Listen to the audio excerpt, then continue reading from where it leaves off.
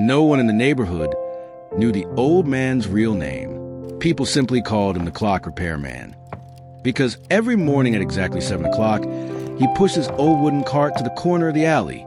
On it were several wall clocks, small desk clocks, and a cracked magnifying glass. He rarely spoke.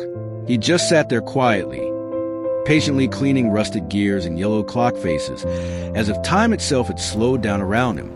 Tuan moved into the boarding house shortly after losing his job.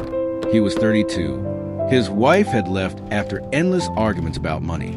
His daughter went with her mother to live with relatives. Tuan's rented room was almost empty, just a thin mattress and a noisy old fan. Every morning when he woke up, he felt like life had continued forward without him. One day, the wall clock in his room stopped ticking.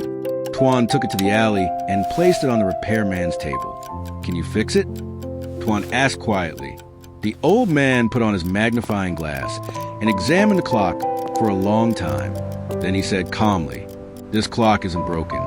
It just needs a rest." Tuan let out a bitter laugh. "Even time needs a rest?" The old man smiled. "If people need rest, why wouldn't time?" He opened the back of the clock and carefully adjusted the gears. As he worked, he began to speak. "I used to be a machine technician at a big factory," the old man said. "For more than 20 years, I chased deadlines, salaries, and promotions. When the factory closed, I realized I had never learned how to slow down." Tuan listened without interrupting. "I started repairing clocks," the old man continued, "to learn how to respect every minute, not to make money, but to remember that time isn't something to chase. It's something to live with." The clock began ticking again. That night, Tuan didn't turn on the television. He didn't scroll through his phone. He just sat quietly in his room, listening to the steady sound of the ticking clock, calm, patient, unhurried. In the days that followed, Tuan began to change.